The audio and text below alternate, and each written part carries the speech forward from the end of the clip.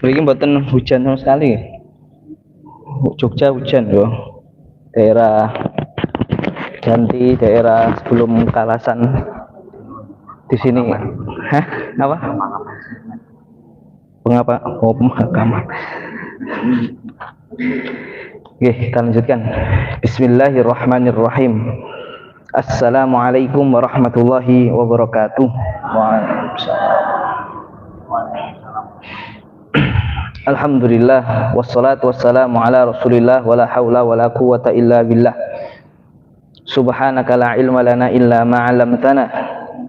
Innaka antal alimul hakim wa tub 'alaina innaka antat tawwabur rahim. Rabbi shrah li sadri wa yassir li amri wahlul 'uqdatam min lisani yafqahu qawli. Amma ba'd, jamaah ingkang Allah muliakan, kita awali pengaosan ing dalem menika dengan bacaan basmalah. Bismillahirrahmanirrahim. Alhamdulillah kita sampai di penghujung pembahasan tentang kitab zakat. Apa itu? Zakatul fitr. Zakat fitr. Dan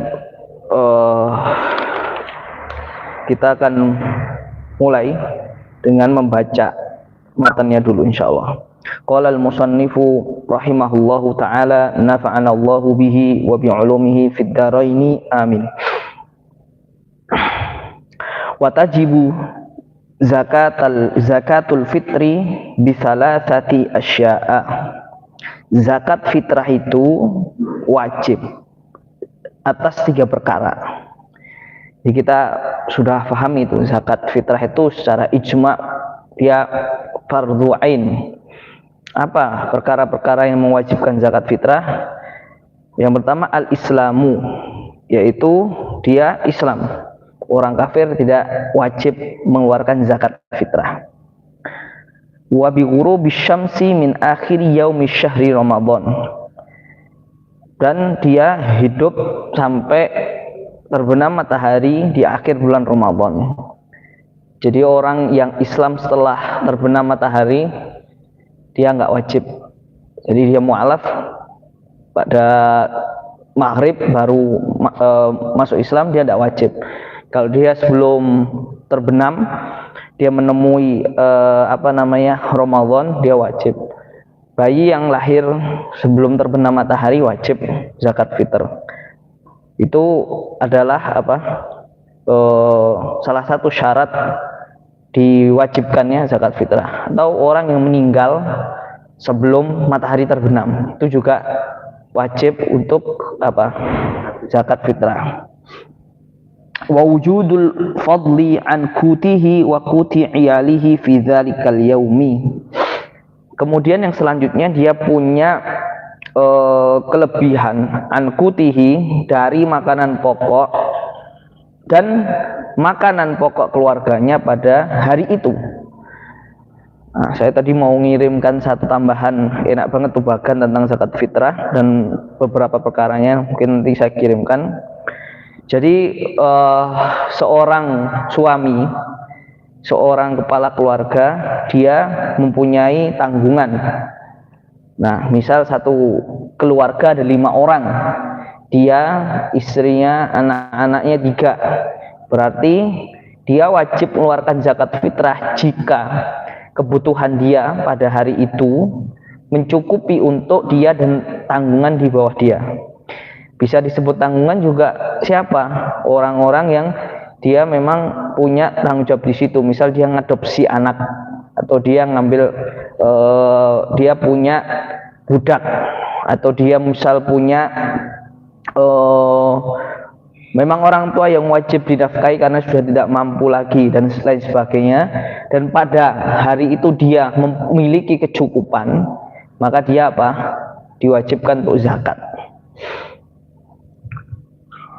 Nah, ini disebutkan ya. Wa yuzakki an nafsihi wa amman talzamahu nafaqatuhu minal muslimina sa'an min quti baladihi. Dia wajib mengeluarkan zakat untuk dirinya sendiri dan orang-orang yang memang dalam naungan tanggungan dirinya dari orang-orang muslim. Jadi kalau dia punya anak, anaknya kafir misalnya, naudzubillah, jadi nggak wajib untuk dibayarkan zakatnya. Atau anak tapi anaknya udah balik, jadi kalau tanggungan itu ya orang-orang yang memang mungkin nanti ada pembagian lagi balik tapi nggak mampu tuh kayak mana dan sebagainya. Tapi yang dimaksud di sini adalah orang-orang dia dan yang di bawah tanggungannya, yaitu istri, anak-anaknya yang belum balik, atau barangkali dia punya pelayan atau budak tadi, atau orang tua yang memang sudah tidak memungkinkan untuk mencari nafkah, itu dia wajib mengeluarkan zakatnya. Apa dalilnya? Dalilnya adalah dari Imam Muslim bahwa Ibnu Umar radhiyallahu anhuma, bahwa Kanjeng Nabi Shallallahu alaihi wasallam itu pernah bersabda, faradha zakatul fitri min ramadhana 'alan nasi. Sesungguhnya Rasulullah itu mewajibkan zakat fitri untuk 'alan nas, atas orang-orang, so'an min tamrin au so'an min syairin.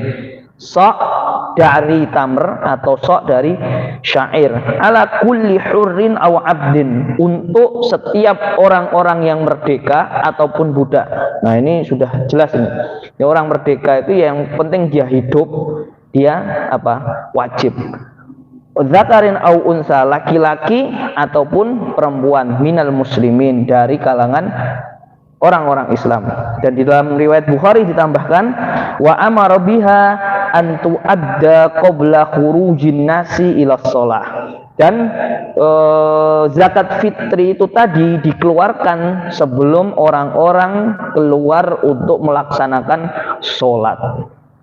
Baik, tadi kita sebutkan ada beberapa ketentuan, yaitu satu sok itu berapa? Satu sok itu adalah ukuran volume di zaman Kanjeng Nabi. Satu sok itu 4 mud, berarti bisa disebut 1 mud seperempat sok.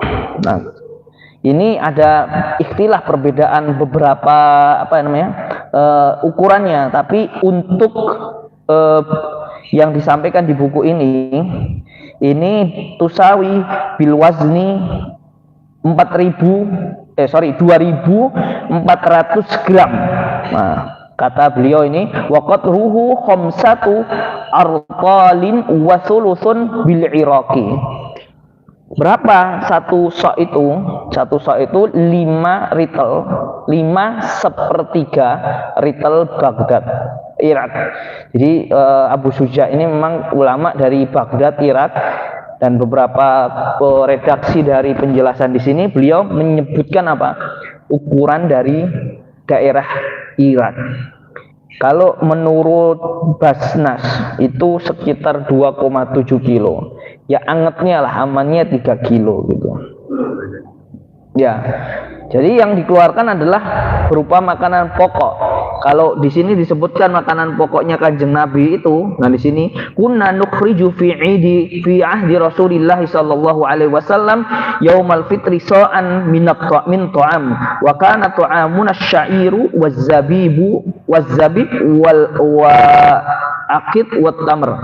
Kalau zamannya Kanjeng Nabi itu ada makanan beliau itu adalah gandum, anggur kering, keju, dan kurma. Ya kalau kita sekarang ya beras gitu. Nah ini ada satu yang menarik ini, boleh nggak mengeluarkan zakat fitrah dengan uang? Boleh nggak? Nah, ini masalah kontemporer ya, masalah kontemporer gitu. Singkat ya, kita singgung singkat aja.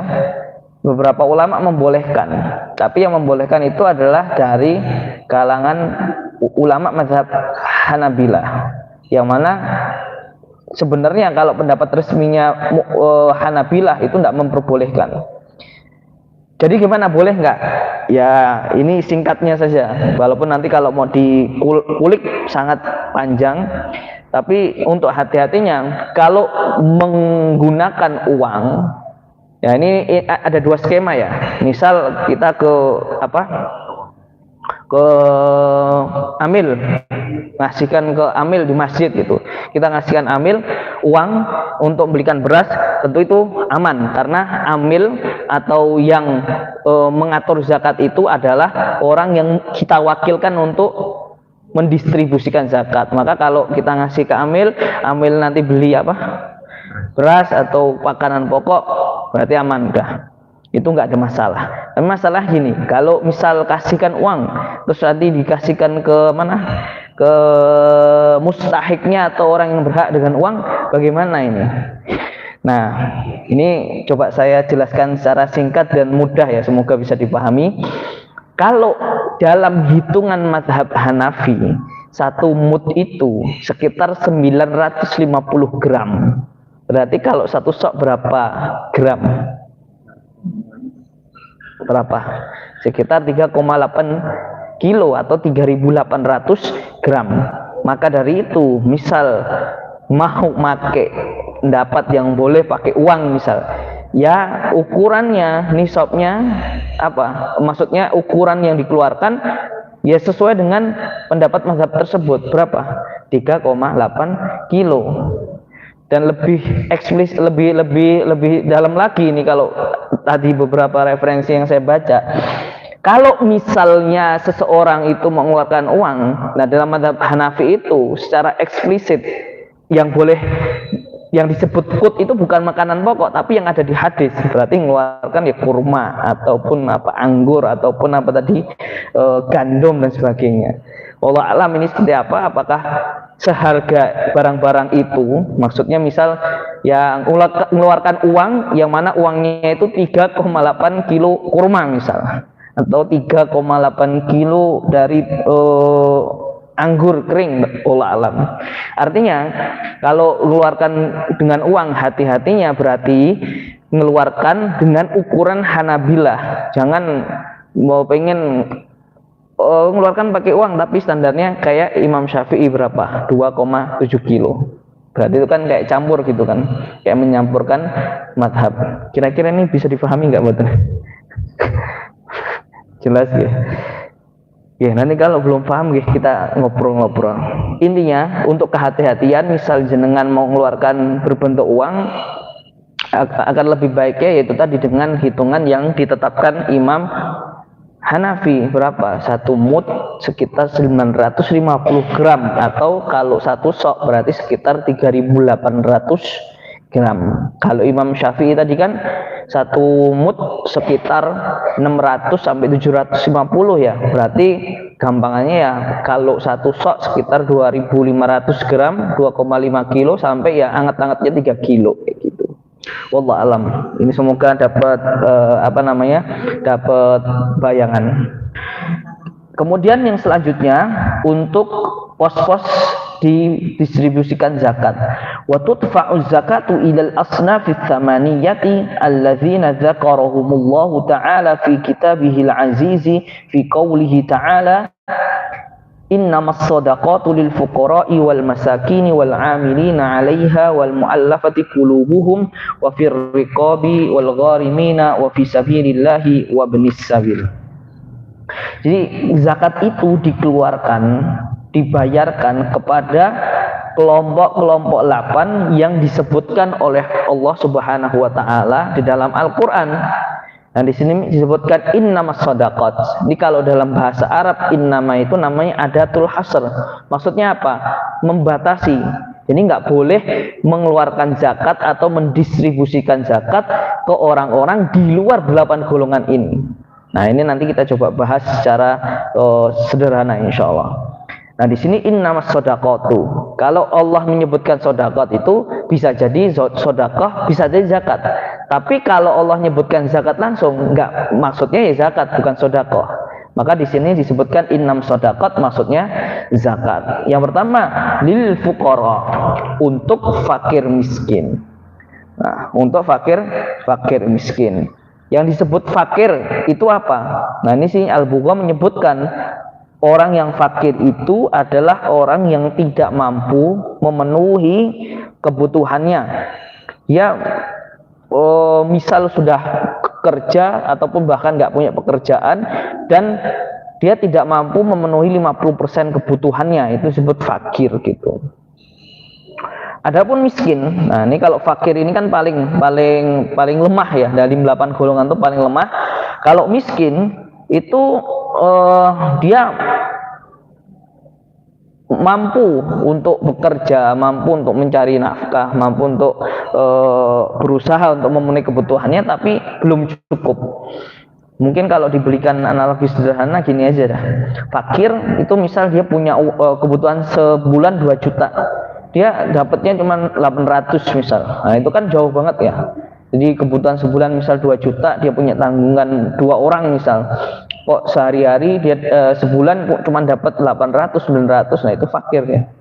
Untuk kebutuhannya kurang. Adapun miskin itu ya barangkali kebutuhan 2 juta, kemudian ya dia dapatlah 1.500.000 tuh, masih kurang sih, tapi nggak separah si fakir tadi. Ya intinya 2 orang ini adalah golongan-golongan yang memang dalam kesehariannya dia belum mampu memenuhi kebutuhan dirinya. Nah ini secara kasat mata mungkin kita bisa melihat, atau ya ukuran masing-masing ya.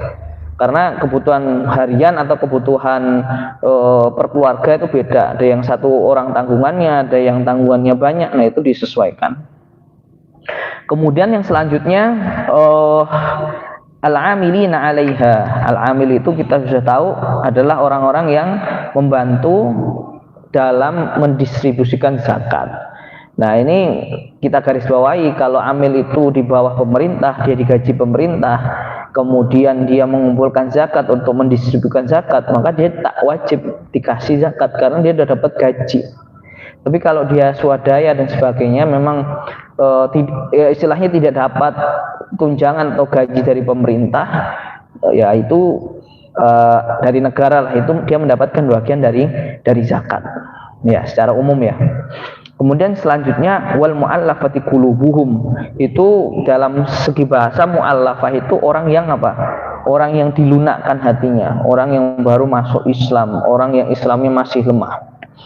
Nah, di zaman Kanjeng Nabi itu orang-orang yang mu'allaf ini ketika dapat ghanimah kasih 100 ekor unta itu. 100 ekor unta, misal satu unta itu 100 juta, berarti kalau 100 ekor unta berapa itu? Iya.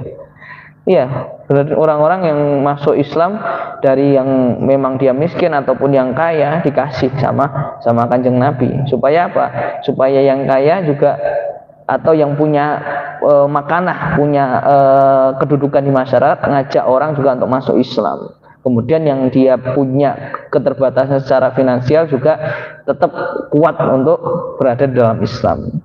Seperti itu. Ya. Kemudian selanjutnya wafir riqab. Riqab itu kalau secara bahasa leher, jamak dari raqabah.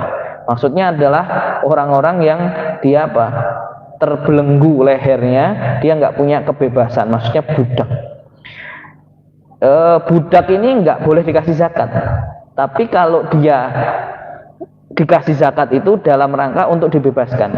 Jadi budak itu dalam kaidah Islam itu dia tidak dianggap manusia, dia adalah milik tuannya.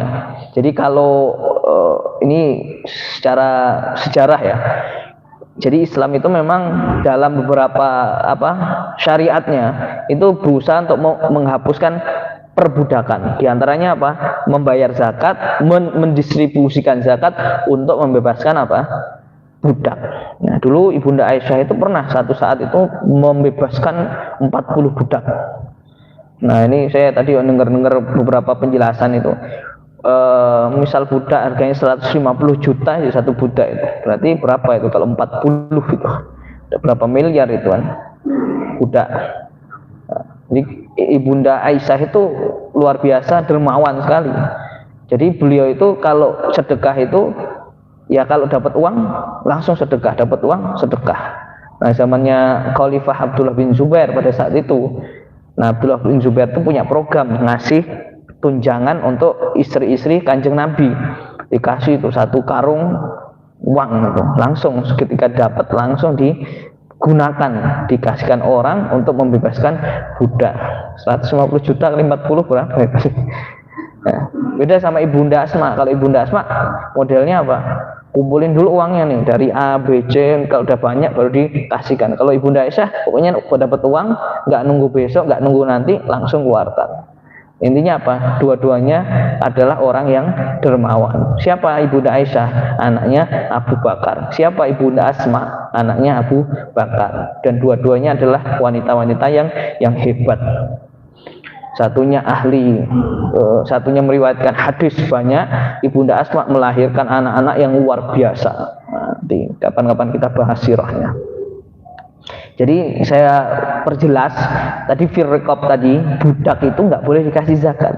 Tapi kalau untuk membebaskan budak maka ada di situ beberapa boleh didistribusikan zakat untuk membebaskan budak. Alhamdulillah di Indonesia insya Allah tidak ada perbudakan. Kemudian yang selanjutnya al-gharimin. Al-gharimin itu apa? Orang yang punya utang. Nah, utang di sini bukan utang untuk maksiat ya. Judol itu enggak usah dikasih dari zakat, enggak boleh. Ataupun dia dipakai untuk lotre, dipakai untuk maksiat, untuk mabuk-mabukan enggak dapat. Tapi kalau sini gharim, dia karena ternyata punya hutang karena tanggungannya banyak, atau dia membantu saudaranya yang tertimpa musibah sehingga dia punya utang, atau dia dalam rangka hutang karena mensekolahkan anak-anaknya, maka ini termasuk orang-orang yang punya bagian dari zakat gitu. Jadi kalau di sini utangnya utang yang dalam tanda kutip di luar kewajaran ya, jadi utang yang nggak wajar itu nggak dikasih. Tapi kalau utangnya wajar untuk memenuhi kebutuhan sehari-hari, untuk hal-hal yang diperbolehkan secara syariat, bukan hanya cuman flexing atau konsumtif saja, itu berarti termasuk dalam golongan yang boleh untuk menerima zakat. Kemudian di sini wa fi sabilillah. Di sini adalah dikontekskan, kalau dalam penjelasan di sini adalah para mujahid, para orang-orang yang berjuang kemudian membela agama Allah, membela negara. Jadi tentara yang tidak dapat tunjangan dari negara ini dapat bagian dari zakat. Atau tadi saya juga baca beberapa referensi orang-orang yang termasuk fisabilillah itu guru-guru yang memang mungkin terbatas honorer misal, atau yang kesulitan, atau guru-guru ngaji yang nggak dapat gaji, yang gajinya sebulan nggak, ya untuk beli sabun aja mungkin beli sabun hitungannya ya cuman sebulan 100.000 guru ngaji dan sebagainya. Nah itu dapat bagian dari zakat ini. Nah ini pandangan beberapa ulama yang kemudian menganalogikan fisabilillah itu bukan hanya orang-orang yang di medan perang, tapi orang-orang yang memang punya andil dalam agama ini, termasuk ya orang-orang yang barangkali memakmurkan masjid, punya andil untuk agama, itu bisa diambilkan dari zakat. Kemudian yang terakhir wabnis sabil, ibnis sabil, orang yang berpergian, orang yang musafir dalam rangka tidak maksiat, dalam ketaatan, dan dia kekurangan harta untuk sampai ke tujuannya, itu boleh mendapatkan bagian dari zakat ini. Jadi ini semuanya di 8 golongan tadi adalah orang-orang yang punya potensi untuk mendapatkan zakat. Wa ila man yujadu minhum, wa ila man yujadu minhum wala yuqsaru ala aqalla min salasatin min kulli sinfin illal amil. Dan enggak perlu dibatasi maksudnya gini, dari 8 golongan tadi, misal dari amil mau ngasih ke beberapa golongan doang boleh. Dari 8 enggak usah semuanya boleh. Misal fakir dan miskin doang misal boleh. Ataupun semuanya dapat juga boleh. Tapi kalau semuanya jangan dibatasi cuma 3 misal 3 bagian, atau 3 fakir miskin, atau 3 miskin, 3 ibnu sabil, enggak perlu kecuali amil. Jadi kalau amil dibatasi, amil jangan lebih dari 3 bagian. Supaya apa? Supaya orang-orang yang lebih membutuhkan itu dapat bagian yang lebih. Artinya tidak dibatasi semuanya harus dalam satu kali distribusi semuanya kena, nggak harus. Yang lebih maslahat itu yang diutamakan. Maksudnya seperti itu. Poin terakhir insyaallah, alhamdulillah, wa khamsatun la yajuzu daf'uha ilaihim. Ada 5 golongan yang enggak boleh seseorang itu mendistribusikan zakat kepada mereka. Yang pertama, al-ghaniyyu bimalin au kasbin. Yang pertama tuh orang kaya, yang kaya itu dengan hartanya atau dengan pekerjaannya. Nah, gimana maksudnya ini?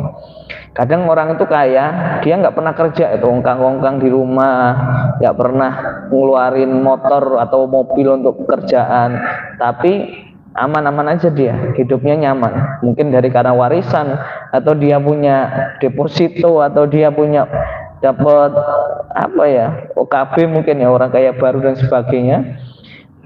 Ya sudah, dia nggak boleh dapat ini. Jadi dia walaupun nggak kerja tadi, tapi karena dia kaya karena uangnya, ya dia nggak dapat zakat. Atau dia kaya karena memang kerja, itu kerja siang malam kaya, dia dapat zakat. Ini seperti yang disampaikan oleh Kanjeng Nabi. Ketika itu ada 2 orang yang datang dan dilihat Kanjeng Nabi, lah ini orang ini masih kuat untuk kerja kok minta zakat ini. Kemudian disebutkan la tahillus shadaqatu li ghaniyyin. Tidak boleh, tidak halal sedekah itu untuk siapa? Orang kaya. Waladzi mirratin sawiyin, dan tidak pula diperuntukkan kepada orang yang sempurna tubuhnya. Maksudnya apa? Dia kuat untuk kerja tapi minta zakat, nggak boleh. Dia harusnya bisa nyari uang tapi minta dari zakat, nggak boleh. Yang kedua, al-abdu. Ini yang saya sebutkan tadi. Seorang budak, misal ada budak, nggak boleh dia dapat zakat. Kenapa? Karena pada hakikatnya kalau dia itu dikasih zakat, berarti kan dia ngasih ke tuannya. Sedangkan tuannya aja kaya. Kenapa kok kaya? Lah punya budak. Budak itu pada zaman dahulu mahal sekali.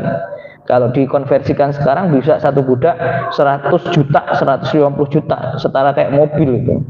Misal orang punya 5 budak aja udah punya 5 mobil misal. Nah itu nggak boleh zakat dikasihkan ke budak, karena pada hakikatnya budak itu dianggap harta, dan harta itu ya kita ngasih ke budak berarti ngasih ke orang kaya. Yang selanjutnya wabanu Hashim wabanu al-Muttalib. Yang selanjutnya adalah nggak boleh ngasih zakat kepada keturunan Nabi, keturunan Hashim ataupun Banu Muttalib. Apa dalilnya? Dalilnya di sini adalah dari Abu Hurairah radhiyallahu anhu, bahwasannya ketika itu Hasan bin Ali makan tamr, makan kurma, yang mana ternyata kurma itu diambil dari Baitul Mal. Baitul Mal itu adalah tempat untuk mengumpulkan apa? Zakat. Nah, ketika itu tahu Kanjeng Nabi Hasan makan kurma, langsung dirogoh tangannya Kanjeng Nabi masuk ke mulutnya siapa? Hasan itu langsung keluarin sampai muntah. Nggak boleh, karena di sini kemudian disebutkan ana la na'kulu shadaqah wal murad bi ali Muhammad wa banu Hashim wa banu Muttalib, bahwa Kanjeng Nabi dan keturunannya tidak boleh makan dari harta zakat, harta sedekah. Kenapa alasannya? Alasannya disebut sini, inna hazihis shadaqati innama hiya awsakhun nas wa innaha la tahillus li Muhammadin wa la li ali Muhammad. Sesungguhnya sedekah ini adalah sampah, dan sesungguhnya sedekah itu tidak boleh dimakan oleh Nabi dan keturunannya. Maksudnya gimana ya? Kita orang keluarkan sedekah itu kan pada hakikatnya membersihkan jiwa kan, membersihkan diri. Orang mengeluarkan zakat fitrah berarti dia ingin bahwa dalam porsi dia sebulan full itu kan, orang puasa kadang kelepasan nih ngerasani uang, kelepasan ngomong elek, kelepasan apa ndelok sing rapi, kelepasan apa ghibah. Nah, dengan zakat fitri itu tadi, ibarat kata kekurangan kita pas bulan Ramadan, ibadah kita yang kurang itu disempurnakan, dibersihkan dengan apa? Zakat. Sama orang keluarkan zakat, punya penghasilan, punya emas kayak kemarin 850 gram. Dia mengeluarkan zakat itu sebenarnya ya itu memang hak-haknya orang yang fakir. Dia mengeluarkan zakat kenapa? Karena untuk membersihkan hartanya. Barangkali ada hartanya naudzubillah kecampur dari hal yang Allah tidak ridhoi, dikeluarkan supaya apa? Bersih. Jadi itu adalah cara apa? Cara filosofinya seperti itu. Makanya Kanjeng Nabi dan orang yang keluaran nggak boleh. Dan ini sudah dikabarkan sama Nabi Isa bahwa ketika itu beliau menyampaikan nanti di akhir zaman ada nabi dari Arab yang mana dia nggak pernah makan zakat, nggak pernah makan sedekah. Itu. Nah, pelajaran yang menarik lagi dari pelajaran tadi ketika cucunya. Jadi Kanjeng Nabi itu hanya punya 2 cucu. Dan itu dari anaknya yang terakhir namanya Fatimah. Kita pernah ceritakan, Fatimah itu adalah satu-satunya anak beliau Shallallahu Alaihi Wasallam yang meninggal pasca beliau meninggal. Seluruh anaknya, laki-laki perempuan, meninggal ketika beliau masih hidup. Semua anaknya beliau kuburkan dengan tangan beliau. Jadi yang benar-benar meninggal setelah Kanjeng Nabi meninggal hanya satu, Sayyidah Fatimah bintu Muhammad Sallallahu Alaihi Wasallam. Dan itu beliau meninggalnya 6 bulan setelah apa? Setelah beliau wafat. Ada 2 anaknya, Sayyidah apa? Sayyid Sayyid Hasan dan Husain. Nah, ini konteksnya tadi tahu Kanjeng Nabi cucunya makan apa? Kurma. Padahal Kanjeng Nabi itu sama cucunya jor-joran, sayang banget. Sholat itu kan si Hasan dan Husain itu mainan tuh, pas sujud naik di punggungnya Kanjeng Nabi, lama banget itu. Nah, itu nggak ada itu yang kok suwe loh. Terus ada sahabat nengok, dikira itu Kanjeng Nabi tuh, wah Kanjeng Nabi wafat apa pripun kok lama sujudnya itu. Sahabat itu ya ini baru kayak sing rada nakal dipelinguk. Lah enek wong loro cah cilik tibake dolanan ning punggunge napa Kanjeng Nabi. Lah niku barokah kadang ya wong-wong sing rapat. nek kabeh saleh rawani melinguk ngene kan enggak dapat ilmunya. Ternyata ada Hasan dan Husain yang lagi mainan di punggung kakeknya. Lah kakeknya semelang, nek engko langsung tiba berdiri, tiba nangis. Dinteni nganti sak puase. Sampai apa? Sampai puas mainnya. Nah itu sahabat itu sampai mikirnya macam-macam. Di Kanjeng Nabi lagi nerima wahyu, apa Kanjeng Nabi lagi ngopo, apa Kanjeng Nabi meninggal, sampai ada gitu. Tiba-tiba main putune. Saking senengnya apa? Cintanya sama cucunya. Artinya apa? Ketika bentuk kecintaan kita kepada keluarga kita itu tadi ketika Hasan memasukkan kurma yang itu haram untuk Hasan, gimana caranya dikeluarin? Itu kecintaan, salah satu kecintaan kepala keluarga, kecintaan kakek pada cucu-cucunya, kecintaan ayah pada keluarganya adalah tidak berusaha semaksimal mungkin, tidak memasukkan sebutir nasi, sebutir rezeki yang tidak halal untuk dia dan keluarganya. Nah ini hati-hati banget ini. Jadi kita usahakan yang masuk ke perut kita, yang masuk ke perut anak-anak kita, sesuatu yang halal. Sesuatu yang halal. Halal secara zatnya, halal secara sebabnya. Yang halal secara zatnya apa? Jangan masukkan yang nggak halal, daging yang nggak halal atau sembelihan nggak halal. Termasuk sebabnya. Naudzubillah masukkan rezeki dari judi, naudzubillah masukkan rezeki dari maling, naudzubillah. Karena salah satu bentuk sayang itu bukan memberikan apa yang diinginkan, tapi memberikan yang terbaik. Dan salah satu cara kepala keluarga memberikan yang terbaik untuk keluarganya, memberikan harta yang terbaik, harta yang halal, harta yang tidak tercampur dengan yang haram. Bahkan jangankan haram, syubhat pun jangan. Syubhat itu ibarat kata abu-abu, nggak jelas halalnya, nggak jelas haramnya. Syukur-syukur bisa kita hindari, apalagi yang haram. Yang syubhat kita hindari, apalagi yang haram. Wallahu a'lam.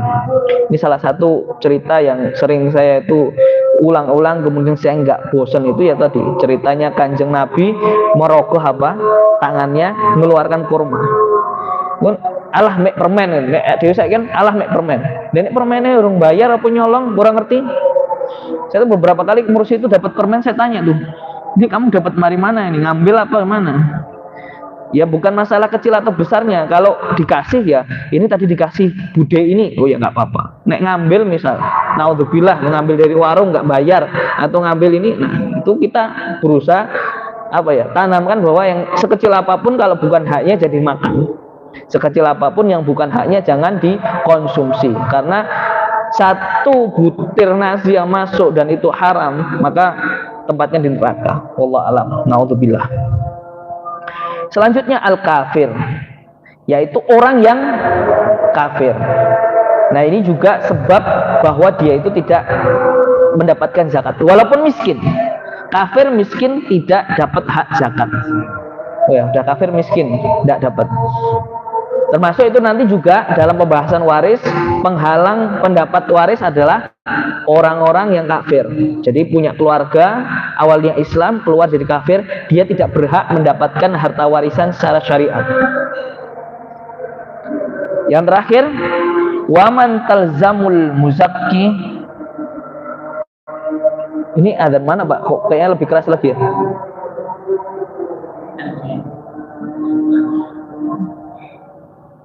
Kita bisa lebih keras nanti. Arakin gua antar. Oke. Waman talzamul muzakki nafaqatuhu la yadfa'uha ilaihim bismil fuqara'i wal masakin. Dan orang-orang yang memang dia itu menjadi tanggungan seseorang dan dikhawatirkan ketika dia mengeluarkan zakat itu kepada dia itu menghindarkan dalam sisi nafkah. Ntar ini agak ribet, saya coba jelaskan dengan sederhana. Tadi istri, anak yang belum balik atau orang tua yang dalam masa udah sepuh itu kan menjadi tanggungan nafkah seseorang. Nafkah ya, nafkah yang standar lah, tidak berlebih ataupun yang itu. Secara kewajiban seperti itu. Nah, seseorang tidak boleh mengeluarkan zakat kepada seseorang yang di bawah tanggungannya. Misal, orang mengeluarkan zakat emas, dia punya zakat pertanian, iki tak kayak bojoku. Nggak boleh, karena istri tanggungan suami. Kalau ada harta, dikeluarkan, diberikan kepada orang yang tidak di bawah tanggungannya. Kenapa kata di sini? Karena takut itu cuman alibi dia aja. Dia apa?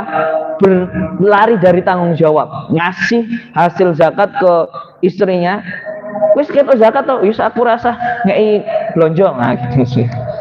Gampangnya gitu. Jadi tidak memberikan zakat kepada orang-orang yang di bawah tanggungannya. Kalau anak yang sudah balik tadi kemana? Anak yang balik kan bukan tanggungan bapak. Maka kalau bisa nih yang udah 17 tahun atau yang sudah balik itu diusahakan nyari uang sendiri itu misalnya. Maksudnya gimana? Jangan apa-apa minta Pak Mbok supaya apa ya? Supaya belajar untuk bertanggung jawab atas dirinya gitu. Katanya kalau orang-orang anak-anak remaja di Padang itu yang sudah balik tidurnya nggak di rumah lagi, suruh nyari tempat sendiri, suruh di masjid atau di mana gitu ya. Orang tuanya udah nggak mau. Tapi makanya kita juga harus memperhatikan kalau ada orang tua yang mana masih memberikan tempat tinggal, makan, bahkan mengkuliahkan anak laki-lakinya yang sudah balik, itu bukan kewajiban lagi sebenarnya. Apa? Itu adalah sebuah kebaikan. Jadi balik, kewajiban itu hanya diberikan kepada seseorang yang belum balik. Beda kalau sama perempuan. Perempuan kalau belum nikah itu masih tanggungan ayahnya sampai dia menikah. Walaupun sudah janda tua misal, perawan misal. Jadi kalau dia perawan walaupun udah tua 30-40 tahun misal, dia belum nikah, yaitu masih tanggungan ayahnya. Tapi kalau anak laki-laki dia sudah balik, ya sudah, berarti apa?